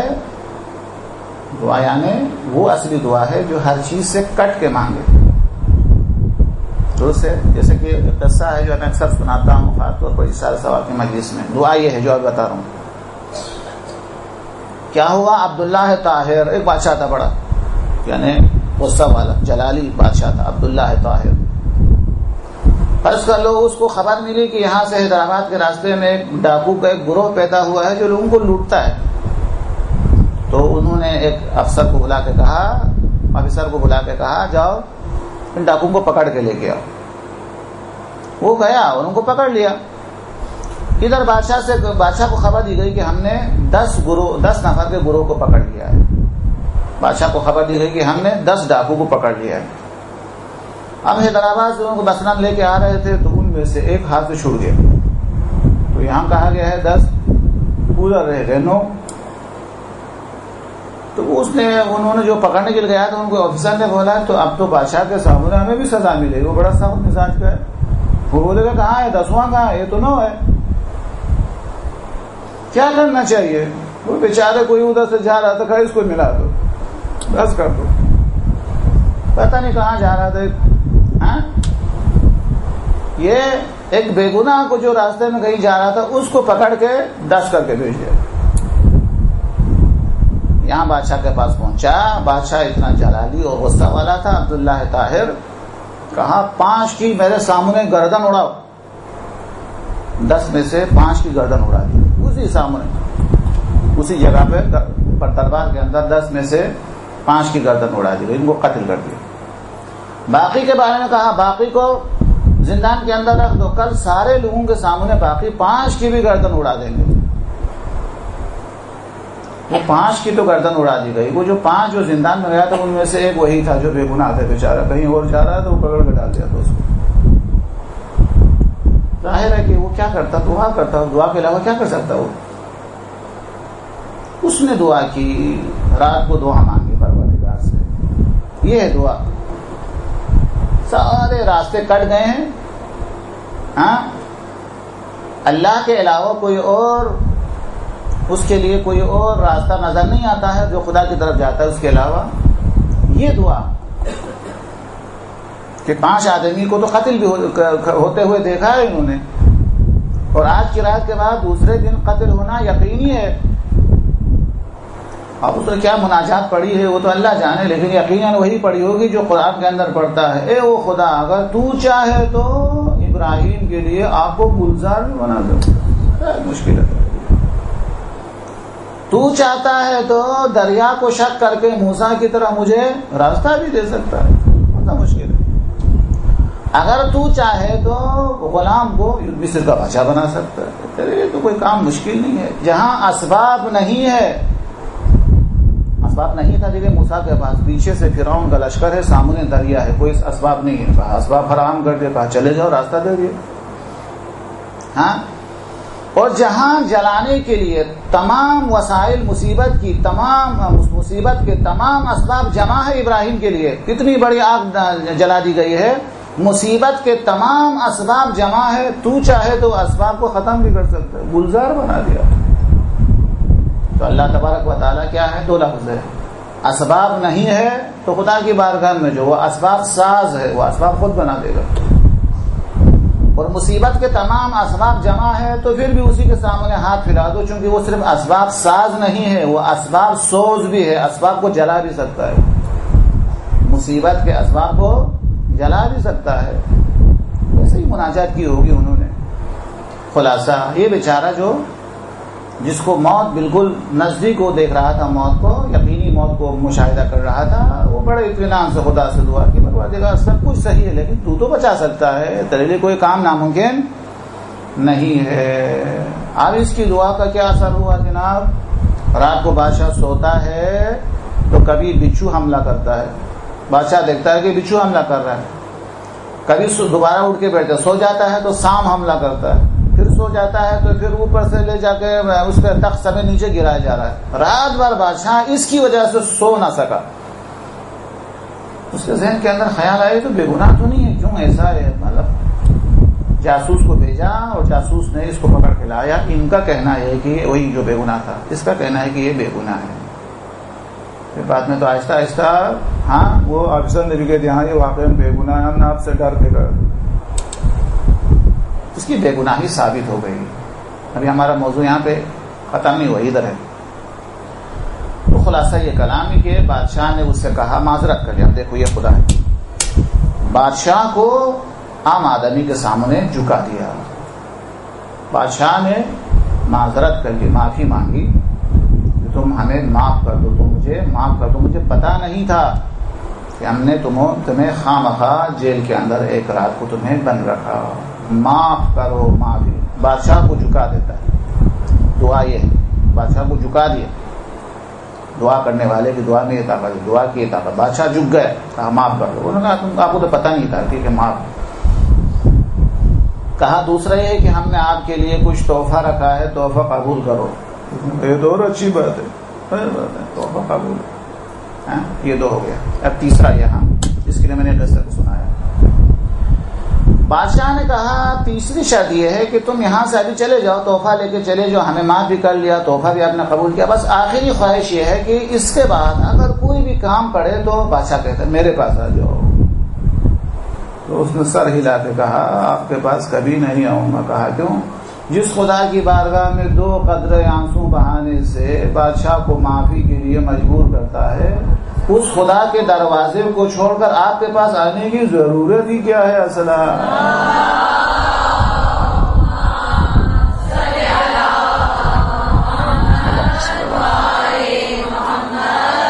وہ جو بادشاہ کو خلق کرنے والا ہے, وہ جو بادشاہ کو بادشاہ بنانے والا ہے, درست ہے, یہ ہے اصلی چیز ہے. اس وجہ سے میں کہتا ہوں ہماری دعا نہیں ہے, مذاق ہے. ہماری دعا نہیں ہے, ہماری دعا مذاق ہے. دعا یہ ہے کہ اس طریقے سے بادشاہوں کو بھی نظروں سے گرا دے. قصے کو نہیں سنا دوں گا. یتیم نے کہا جس کو 3 دن کے اندر بادشاہیت ملی تھی, حضرت عیسیٰ سے کہا اے اللہ کے بندے, تم یتیم کو 3 دن کے اندر بادشاہ بنا سکے, تم خود بادشاہ بن کے کیوں نہیں بیٹھتا؟ تو جناب عیسیٰ نے کہا دنیا کی بادشاہیت پر وہی خوش ہوتا ہے جو بادشاہ حقیقی سے اس کا رابطہ نہیں ہوتا ہے. سایہ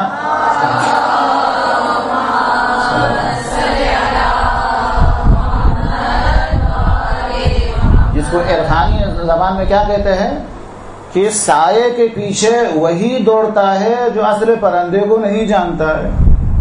یہ دنیا کا جتنے بادشاہ ہے یا بادشاہیت, یہ تو سایہ ہے. تو یہ سائے کے پیچھے وہی جاتا ہے جو حقیقت کا, جس کے پاس علم نہیں ہوتا ہے. جس کے پاس حقیقت کا علم ہوتا ہے وہ سایہ کو دیکھ کر یہ سایہ کہاں جا رہا اسے دیکھتا ہے. اسی طریقے سے جو دنیا کے اندر کہیں پر بھی بادشاہیت ہے, سب کچھ ہے, وہ سایہ ہے, بادشاہ حقیقی کا سایہ.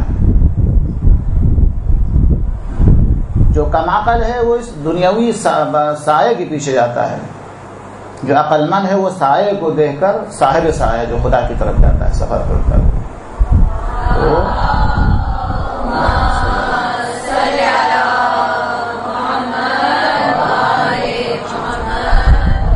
تو یہ جو ہے دعا, اصلی دعا یہ ہے کہ خدا کی طاقت کو ذہن میں رکھے, خدا کی عظمت کو ذہن میں رکھ کے دعا کرے تو وہ دعا, یعنی ہر چیز سے کٹ کے دعا کرے, تو ہر چیز سے کٹ کے دعا مانگے تو یہ دعا ہے. یہ جو کہتا ہے کہ ادھر اللہ سے دعا مانگ رہا ہے کہ خدا ہے مجھے یہ دے دے یہ دے دے, ادھر خدا سے زیادہ اپنے مال پر بھروسہ ہے, یہ دعا نہیں ہے. اپنے مال پر, اپنی دولت پر, اپنی قومیت پر, کسی چیز پر بھروسہ ہو اور ادھر سے اللہ کے سامنے ہاتھ پھیلا دے, یہ دعا نہیں ہے. یہ دعا نہیں ہے.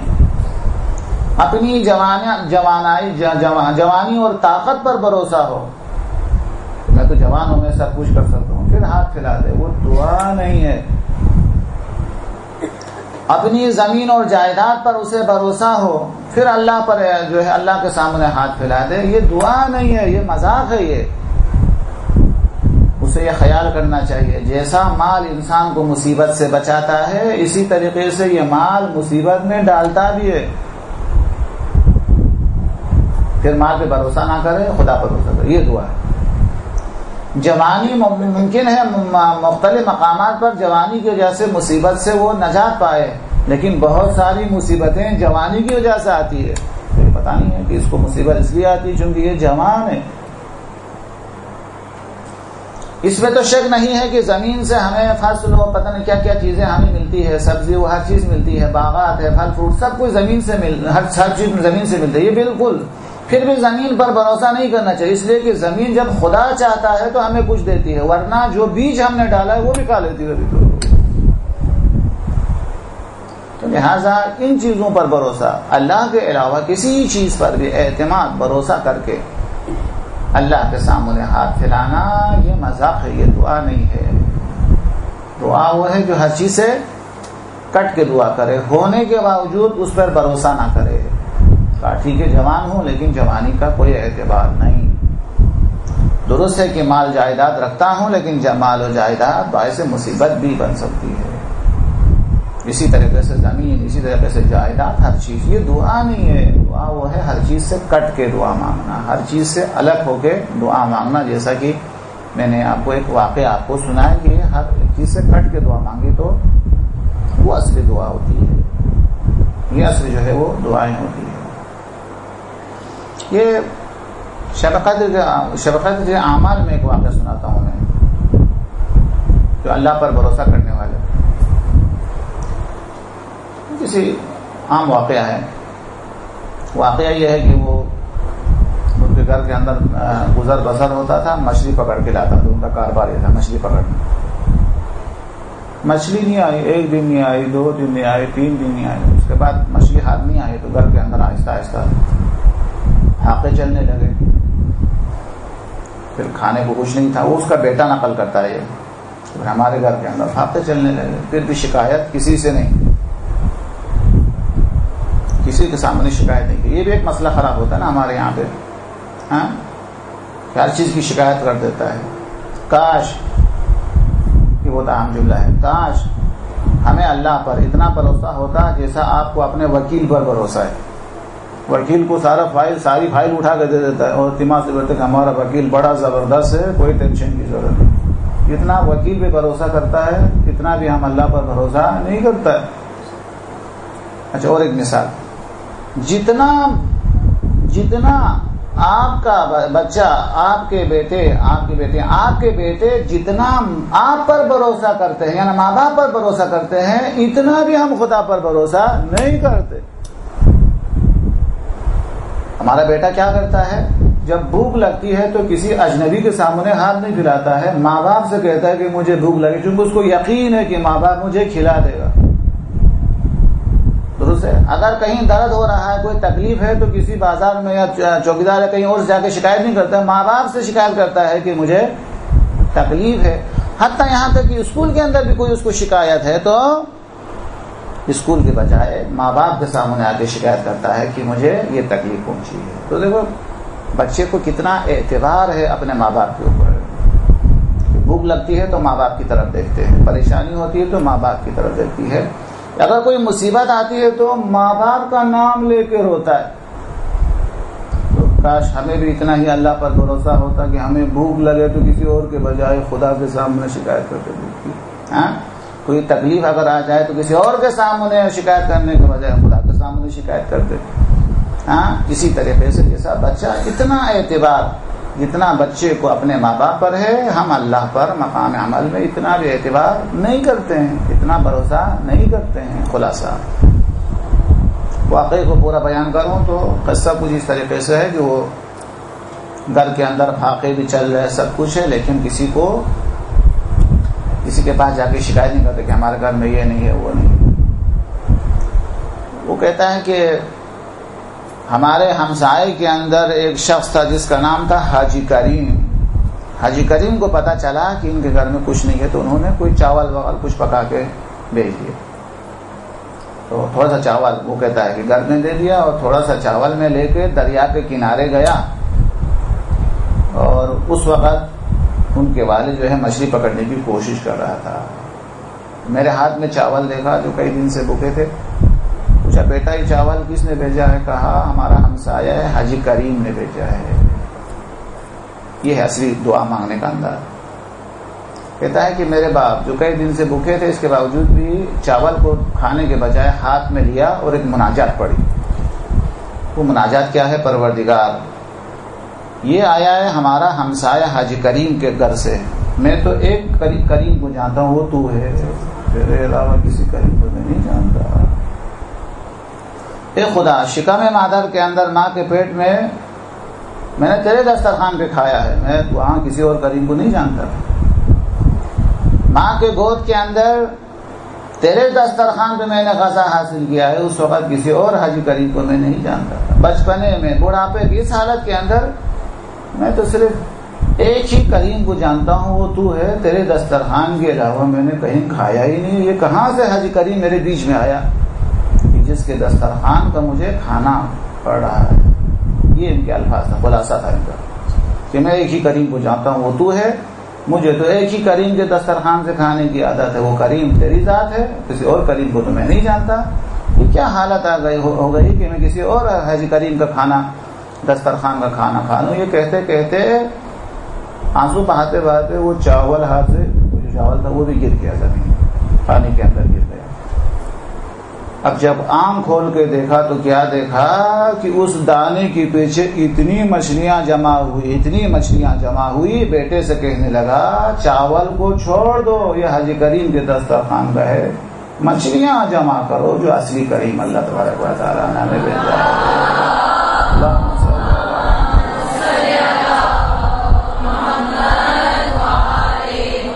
عادت کی بات ہے، ذائقہ کی بات ہے کہ جو اللہ تبارک و تعالیٰ جو کریم ہے اس کے دسترخوان، اس طرح یہ ہے مناجات کا طریقہ، تو اللہ تبارک و تعالیٰ ظاہر ہے کہ دے دیتا ہے۔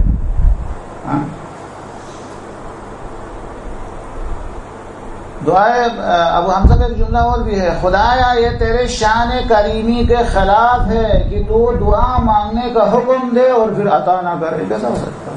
عام آدمی بھی نہیں کرتا ہے، ایک عام آدمی بھی یہ نہیں کرتا ہے کہ بلائیں اور بلانے کے بعد اس کو کچھ نہ دے دے۔ تیری ذات سے یہ بعید ہے کہ تو دعا مانگنے کا حکم تو دے لیکن پھر عطا نہ کرے، یہ کبھی ممکن نہیں ہے۔ تو اللہ تبارک و تعالیٰ جو ہے وہ عطا کرتا ہے وہ۔ تو یہ دعاؤں کے جو موضوع ہے بہت طولانی ہے، بہت زیادہ وسیع ہے، بلکہ آپ کو کہنا چاہیے، آپ کے سامنے بیان کروں کہ نہج البلاغہ میں اتنی وسعت نہیں ہے جتنی دعاؤں میں وسعت ہے۔ کسی بھی امام علیہ السلام کے عام کلام کے اندر اتنی وسعت نہیں ہے جتنی دعاؤں کے اندر ہے۔ وہ کیوں؟ اس لیے کہ حضرت علی کا خطبہ لوگوں کے مطابق ہے، جتنا لوگ سمجھتے ہیں اس طریقے سے خطبہ دیا ہے، وہاں سمجھنے کا مرحلہ ہے، تو لہٰذا جتنا لوگ سمجھ سکتے تھے اس حد تک نیچے آ کے خطبہ دیا ہے۔ لیکن دعاؤں کا میدان اس سے کہیں وسیع ہے، چونکہ وہاں اہل بیت نے اس ذات سے جو ہے گفتگو کی، وہاں سمجھنے کی بات تو ہے نہیں اصلا، اس میں وسعت زیادہ ہے، خلاصہ عرفان بھی بہت زیادہ ہے، اور وسعت بھی بہت زیادہ ہے۔ اور تعجب کریں گے آپ، سائنس کی باتیں بھی دعاؤں کے اندر موجود ہے، بہت ساری دعاؤں کے اندر ایسی باتیں ہیں جو یعنی وہ باتیں بھی ہیں جو ابھی اس پر شاید کام بھی شروع نہیں ہوا ہے، ایسے کلمات بھی دعاؤں کے اندر موجود ہے۔ اور اللہ تبارک اچھا عرفان کا وہ مرحلہ انسان کو طے کراتا ہے کہ جہاں انسان شاید سالہا کسی درسگاہ کے اندر درس حاصل کرنے کے بعد شاید وہ انسان کو مرحلہ حاصل ہو جائے، وہاں ایک جملے میں ملے گا، مثلا ایک جملہ تو میں نے اشارہ کر دیا، اس کا البتہ پہلے ایسا جمع نہیں کیا تھا۔ مثلا خدا کی عظمت کو سمجھنا کتنا مشکل کام ہے۔ امام فرماتے ہیں مناجات ذاکرین، خدایا تیرا حکم نہ ہوتا، تیرے حکم، امام جلالی کی دعا، خدایا تیرا حکم نہ ہوتا، تیرے حکم پر عمل واجب نہ ہوتا تو میں تو کبھی تیرے نام لینے کی جرأت بھی پیدا نہیں کرتا۔ یہ عرفان کا علامت ہے۔ ایک بادشاہ اگر آ کے ہمارے سامنے بیٹھ جائیں تو جو اہل شعور ہے وہ اس کا احترام کریں گے، عزت کریں گے۔ جو پاگل ہے وہ تو اس کا مذاق، بادشاہ کا ہی مذاق اڑائیں گے، جو بچہ ہے وہ تو جا کے اس کے تاج سے کھیلنا شروع کرے گا۔ معرفت نہیں، اس کو کیا پتا بادشاہ کسے کہتے ہیں، مجنون اور پاگل کو کیا معلوم بادشاہ کیا ہے۔ وہ تو بالکل اپنا جیسے سمجھے گا، جیسے کہ ایک بات صدر ہے وہ چلا گیا پاگل خانے میں دورہ کرنے کے لیے، ایک پاگل نے پوچھا تم کون ہو؟ کہا میں اس ملک کا بادشاہ ہوں. تو پاگل نے سوچا یہ پاگل ہے، بادشاہ کو ملک کو سربراہ کو پاگل سمجھ کے بولا اس پاگل خانے میں آنے سے پہلے میں بھی سمجھتا تھا کہ میں اس ملک کا سربراہ ہوں، تم بھی ٹھیک ہو جائے گا. بولا وہ بھی اسی طریقے سے ہوتا ہے. تو پاگل جو ہے وہ وہاں آنے سے پہلے خود ملک کا سربراہ سمجھتا تھا. ابھی اصلی بادشاہ صدر گیا تو اس کو بھی کہتے ہیں ہاں ٹھیک ہے تم بھی ٹھیک ہو جاؤ گے، اس میں آنے سے پہلے میں بھی سمجھتا تھا کہ میں اس ملک کا صدر ہوں، بادشاہ ہوں. تو جو معرفت نہیں رکھتا ہے وہ کیا معلوم بادشاہ کیا ہے؟ وہ بادشاہ کا مذاق اڑائے گا. جو بچہ ہے اس کے تخت تاج سے کھیلنا شروع کرے گا چونکہ نابالغ. ہم خدا کی بارگاہ میں ایسے ہی نابالغ، فکری لحاظ سے ذہنی لحاظ سے ہم نابالغ ہیں، ہم اس مرتبے پر پہنچے نہیں ہیں. درست ہے، بالغ و نابالغ میں بہت فرق ہے. ایک نابالغ کو کیا معلوم کہ خواہشات کیا ہے؟ 5 سال کے بچے کو کیا معلوم کہ خواہشات کیا ہے؟ 20 سال کے جوان کو پتا ہے کہ خواہشات کیا ہے. کتنا فرق.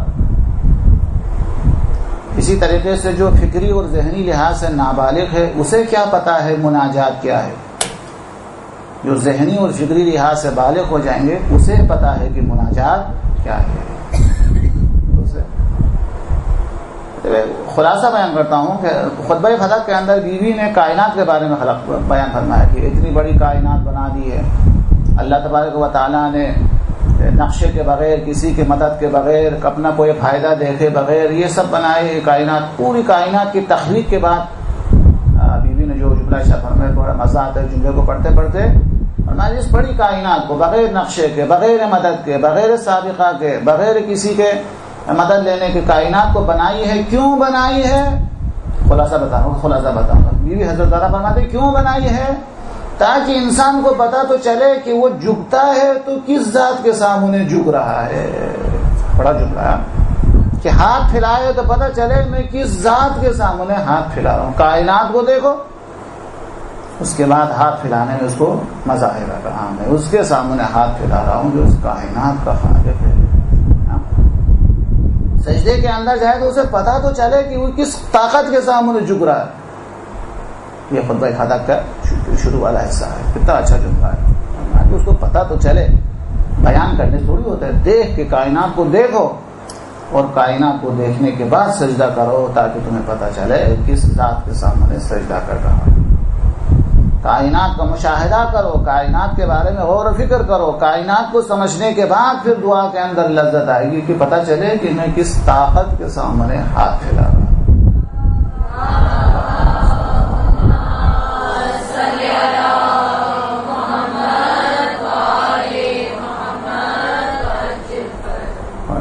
ٹائم ختم ہونے کی وجہ سے سلوا تو نہیں ہے. اچھا تو یہ ہو گیا. تو مناجات ہو ان چیزوں کے اندر انسان کو یہ سمجھنا چاہیے کہ وہ ہے کہ عام انسانوں کی بات کرتا ہوں، انبیاء کی اپنی جگہ پر ان کی بات نہیں کر رہا ہوں. عام لوگوں کی بات ہے جو عرفا ہے جسے اللہ کی شناخت رکھتے ہیں.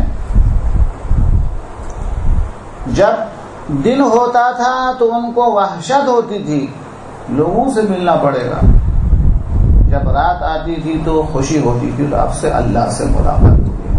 تو اس کا ایک لطف جو ہے وہ الگ ہے. اللہ تبارک و تعالیٰ کی مناجات میں ایک ذائقہ ہے، ایک لطف ہے جو گناہوں کی وجہ سے انسان سے چھن جاتا ہے. جیسے وہ حضرت یوسف کے قصے میں ہے کہ 40 سال تک بیچارے یوسف کبھی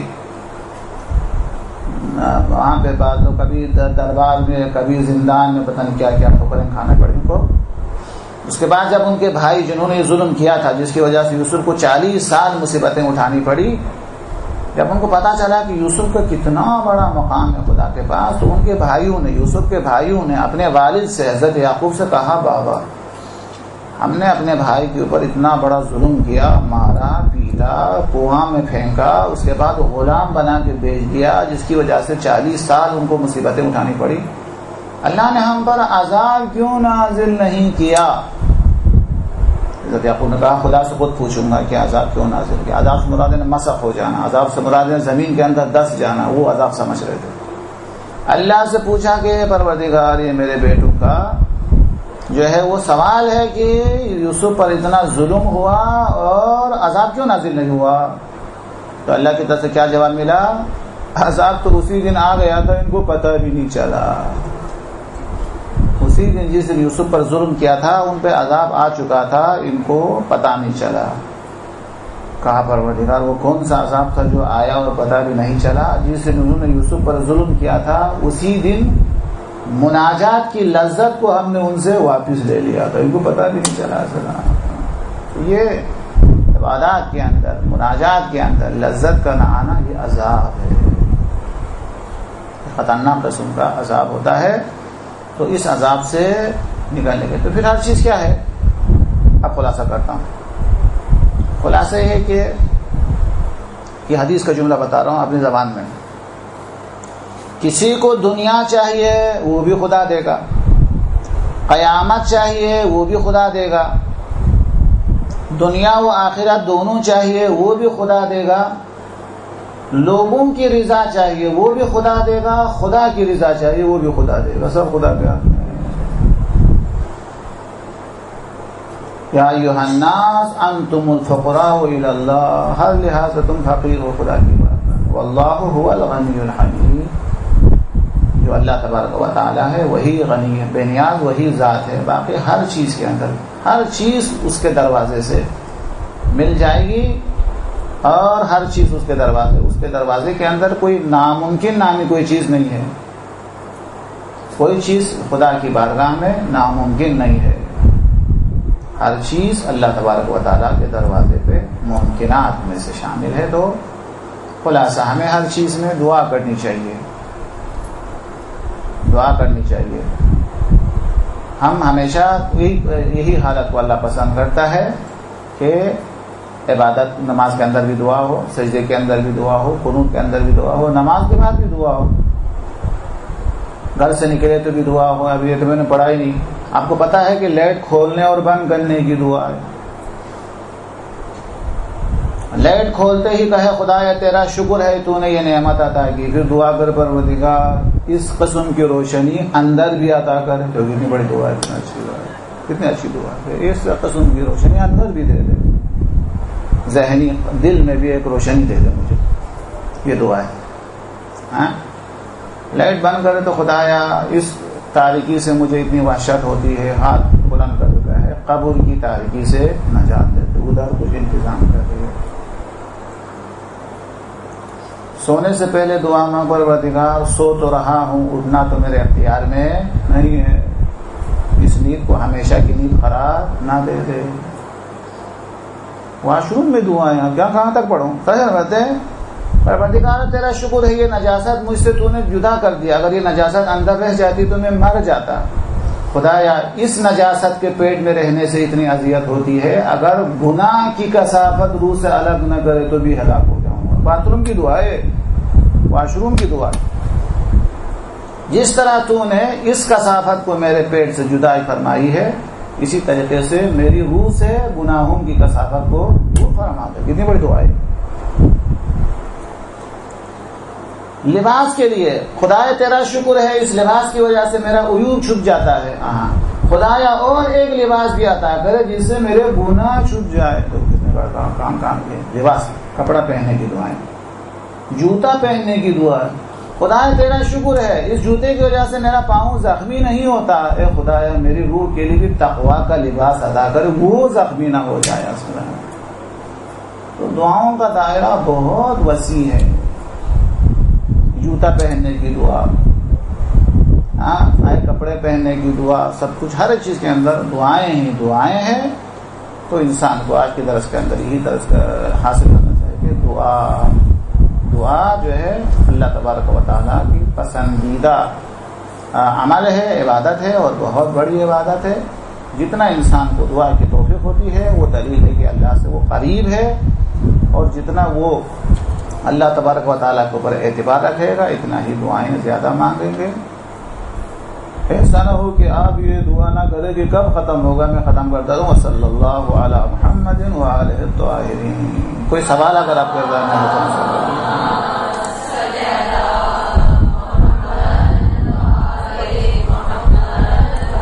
جیسے ہے، اس کے اندر بھی میں نے وہ دیا ہے، یہ بھی شاید آپ کو ملا وہ نجبی حال والا. اس کے اندر بھی جب امام رضا علیہ السلام نیا کپڑا پہننے کا ارادہ کرتے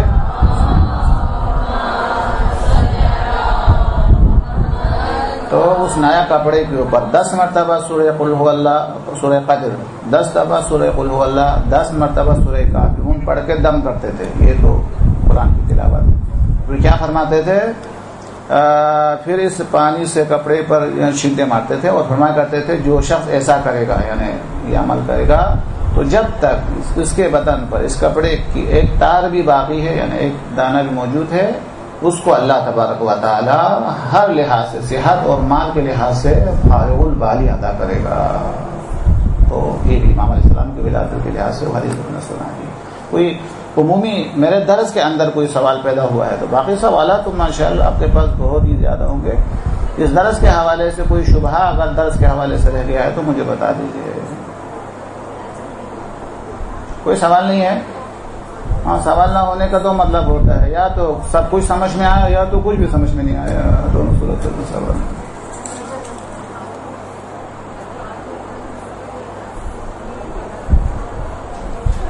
ہماری دعا ہماری زبان سے پوری نہ ہو تو ایسے ہو تو ہم اگر کسی عالم یا کوئی جس کے بارے میں یقین ہو اس سے دعا کروائی جائے تو کیسا ہے؟ اچھا، اول تو یہ ہے کہ کسی اور سے دعا کروانا یہ ہمارا مذہب نہیں ہے، یہ یہود و نصارہ کا مذہب ہے. وہ کہتے ہیں کہ ہم عالم سے بیٹھے ہوئے دوسرا رابطہ کریں. ہمارے مذہب کے اندر سب کچھ خود کرے، خود اللہ سے دعا مانگے. اچھا، دوسرا یہ ہے کہ کسی عالم سے دعا مانگنا یہ کسی حد تک صحیح ہے لیکن بہت بہتر عمل نہیں ہے. بہتر یہ ہے کہ اپنے والدہ سے، ماں باپ سے جو بیلو سے، اور دعا کے جو شرائط ہے، اخلاص، خلوص، اس میں اپنا کوئی مقصد نہ ہو، سب کچھ نہ ہو، وہ صرف والدین کے دل کے اندر موجود ہے، وہ کسی کے دل کے اندر موجود نہیں ہے. تو بہتر طریقہ یہ ہے کہ انسان دعا خود مانگے اللہ تبارک و تعالیٰ سے، اور اس کے بعد جو ہے ماں باپ سے جو ہے دعا مانگنے کے لیے کہے. اس کے بعد پھر عالم یا دوسرے کوئی نیک آدمی ہے ان سے دعا کرنے کا جو ہے وہ اس کے بارے میں بھی روایات کے اندر موجود ہے. انسان اچھا وہ میں بیان نہیں کر سکا، نہیں تو ایک ہے وہ بھی روایت تھی لیکن وہ رہ گئی، مطلب میں خلاصہ بھی بیان کروں. امام جعفر صادق صلوات اللہ وسلم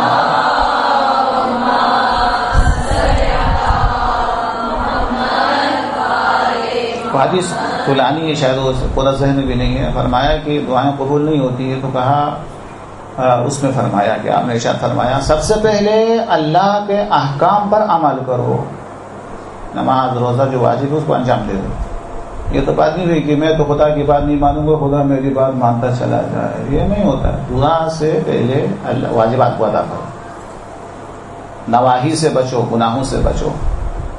پھر فرمایا وہ جو دعا کا طریقہ ہے اس کے مطابق دعا کرے تو اللہ قبول کرتا ہے.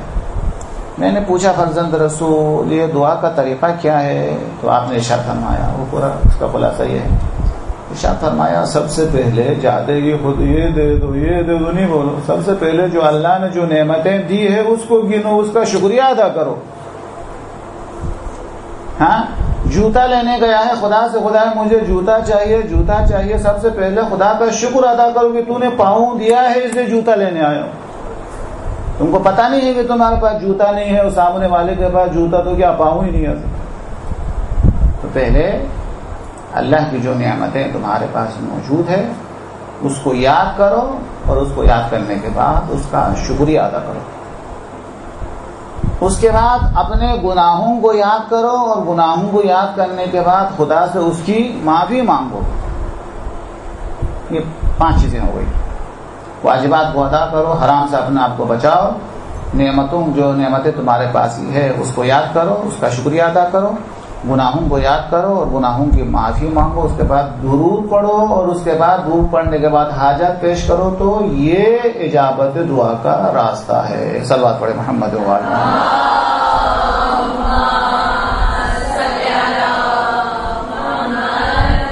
معلوم کیسے ہو کہ دعا مصلحت کی وجہ سے قبول نہیں ہو رہی ہے، اپنے گناہوں کی وجہ سے؟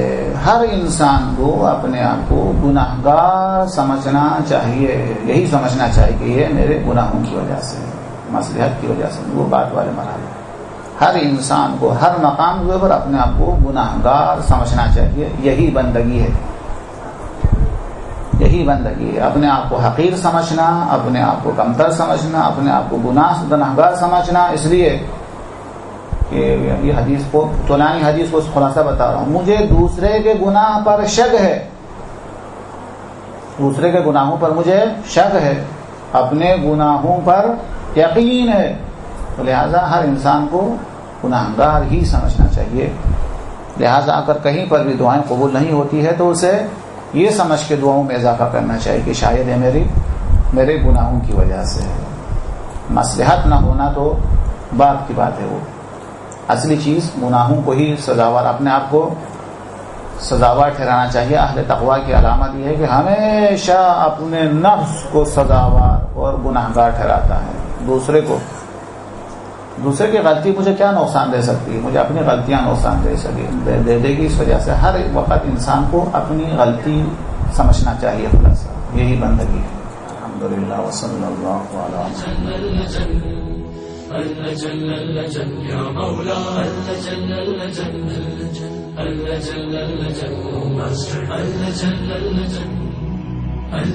یا صاحب السماء